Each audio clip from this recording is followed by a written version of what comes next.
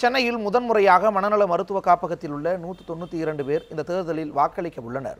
தமிழகத்தில் வரும் 18ஆம் தேதி நடைபெறவுள்ள மக்களவைத் தேர்தலில் அனைவரும் சிரமமின்றி வாக்களிக்க தேர்தல் ஆணையம் பல்வேறு நடவடிக்கைகள் எடுத்து வருகிறது. இதனொரு பகுதியாக சென்னை மனநல காப்பகத்தில் குணமடைந்துள்ள 192 பேர் வாக்களிக்க ஏற்பாடு செய்யப்பட்டுள்ளது. அவர்களுக்கான செயல் விளக்க நிகழ்ச்சி சென்னை கீழ்ப்பாக்கம் மனநல காப்பகத்தில் நடைபெற்றது. இதில் எப்படி வாக்களிக்க வேண்டும் என விளக்கம் அளிக்கப்பட்டது. இன்றைக்கு இந்த இன்ஸ்டிடியூட் ஆஃப் மென்டல் ஹெல்த்தில் இருக்கிறது, இங்கே இன்பேஷண்ட்டாக இருக்கிறது கிட்டத்தட்ட 900 பேர் இருக்கிறார்கள்.